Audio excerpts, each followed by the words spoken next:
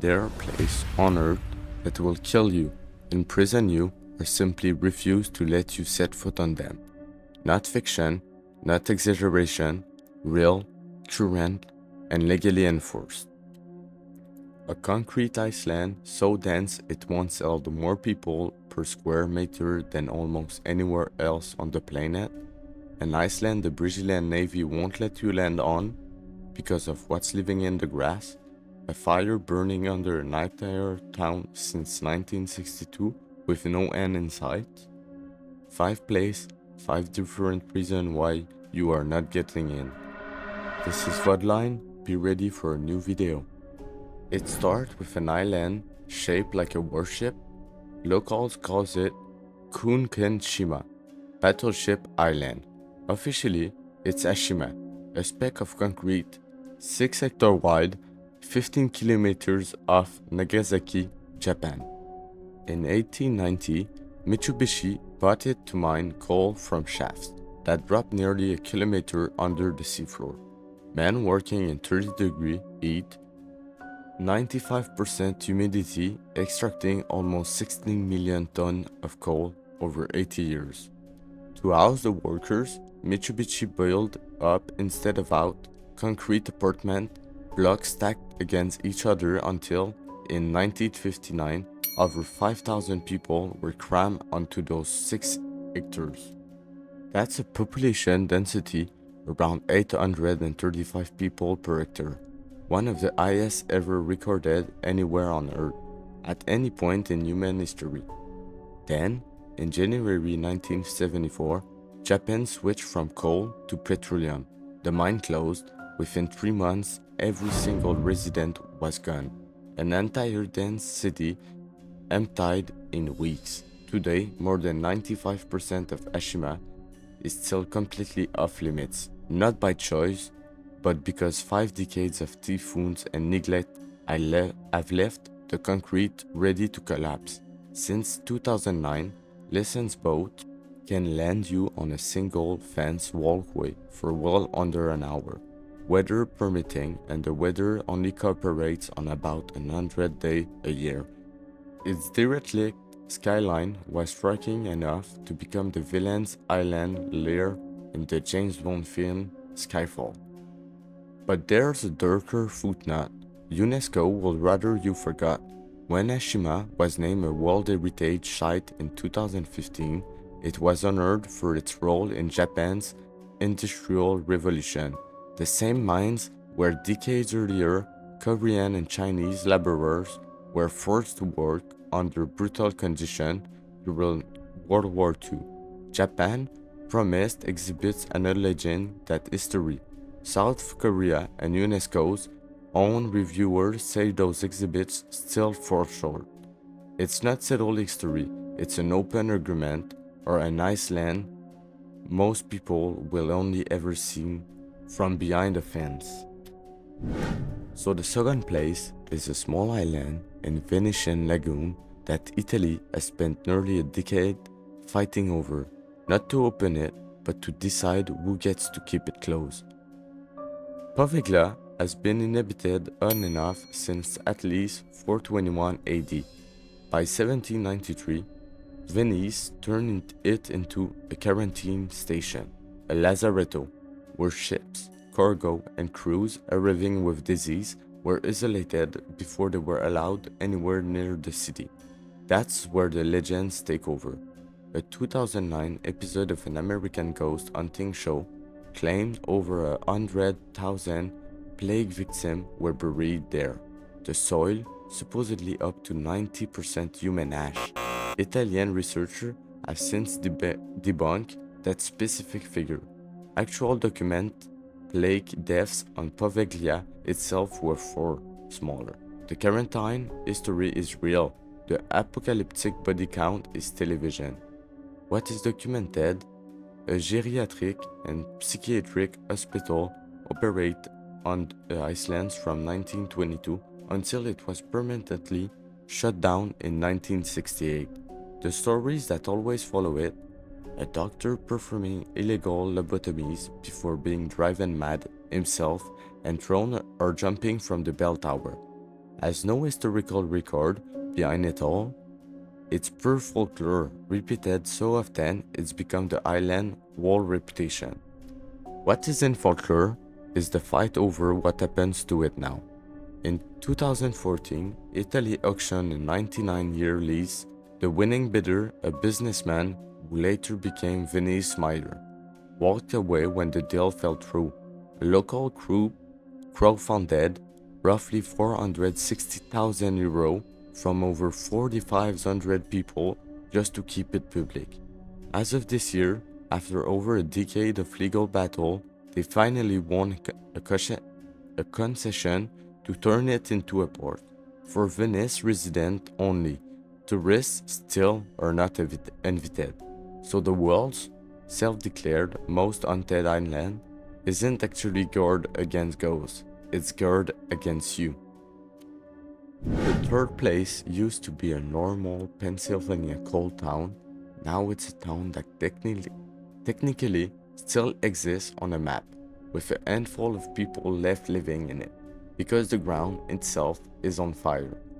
On May 27, 1962, workers burned trash in a landfill pit dug into an old strip mine, and the fire found an exposed coal seam underneath. Nobody managed to put it out. It's still burning today, more than 60 years later, spread across roughly 8 miles and 3,700 acres, sometimes 300 feet down. Centralia once had nearly 3,000 residents. Through the 1980s, most were buffed out and relocated. Congress spent over $42 million on it. In 1992, the state condemned every remaining building through eminent domain. In 2002, the post office deleted the township code entirely. A small handful of holdouts cut a deal to live out their life there. When they die, the state takes theirs home too. In 1981, a 12-year-old named Todd Domboski was playing in his grandmother's backyard when the ground opened underneath him. A sinkhole 4 feet wide and 150 feet deep, venting carbon monoxide strong enough to kill him. His cousin pulled him out just in time. For years, an abandoned stretch of highway covered in gravity became the town's unofficial tourist attraction. Until 2020, when the private landowner buried it under 1,000 tons of dirt to keep people out for good. Because make no mistake, the land is privately owned now. It's post and walking through it is trespassing, actively enforced. Some estimates say the fire has enough coal left to keep burning for another 250 years. Nobody's seriously arguing it. Stop on its own anytime soon. Centralia is not a ghost town because everyone died. It's a ghost town because the ground it's built on hasn't finished burning and won't for longer than any of us will be alive to check. Fourth place, you're not banned from a government, committee or a court order. You're banned from it by biology. Okay, maybe I'm gonna say it wrong, but Ilha da Queimada Grande sits about 33 kilometers off the coast of Sao Paulo in Brazil, 43 hectares of Iceland completely uninhabited by people, and Truto be home to somewhere between 2 and 4,000 golden lance-head vipers. That's a snake found nowhere else on Earth. About 11,000 years ago, rising sea levels cut this island off from the mainland, trapping a population of pit vipers that had nowhere left to go, isolated with no ground, predators, and birds as their main food source. They evolve venom that's genuinely scientifically measured at 3 to 5 times more potent than their closest mainland relative, and among the fastest acting of any viper in their entire genus. Left untreated, a bite kills roughly 7% of the time. You'll sometimes hear it described as 1 snake per square meter across the whole island. That specific claim is an exaggeration. It's true only in the densest patch of forest. Even at a more realistic average, you're still talking about one of the highest concentration of venomous ink found anywhere on the planet. The Brazilian Navy has enforced a total ban on civilian landing since the last lighthouse keeper left in the 1920s. The island's been protected area since 1985. The only people who legally set foot there are vet scientific researchers and Navy personnel doing annual lighthouse maintenance who by regulation bring a doctor with them. There's a popular story that the last lighthouse keeper and his family were killed when snakes came in through their windows. It's a great story, it's also as far as anyone can document. Folklore. No death record backs it up. The real reason nobody lived there anymore doesn't need the legend. 2,000 to 4,000 of the most potent viper on earth and nowhere to run is reason enough. Last place is the most secretive one because unlike the other four, this one is still fully operational and you were never supposed to hear about most of what happened there. Diego Garcia is a narrow ring of land wrapped around a lagoon in the middle of the Indian Ocean. Only about 30 square kilometers of actual dry ground, home to a joint American and British military base sometimes called an unsinkable aircraft carrier. B-52 and B-2 stealth bombers have flown missions from here during the Gulf War, Afghanistan, Iraq, and as recently as 2025 during tension with Iran. To build it, Britain and the United States forcibly removed the entire native population, the Chagossian. Between 1968 and 1963, 1,151 people across 426 families were pushed out. Documented tactics including cutting off food supplies and killing over 1,000 of their pet dogs to force compliance.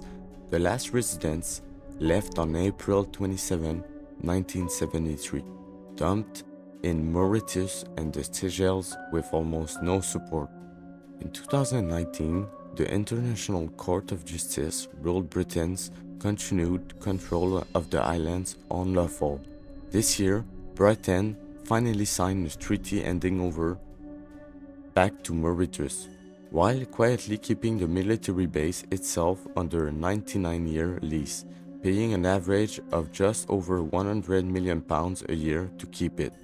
Even under that deal, Chagossians are still not allowed to return to Diego Garcia itself. Then, there's what officials still won't fully confirm.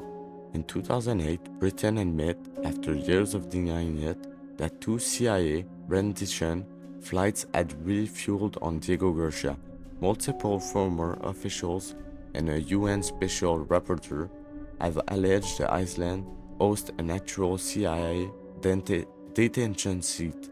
No government has ever officially confirmed that.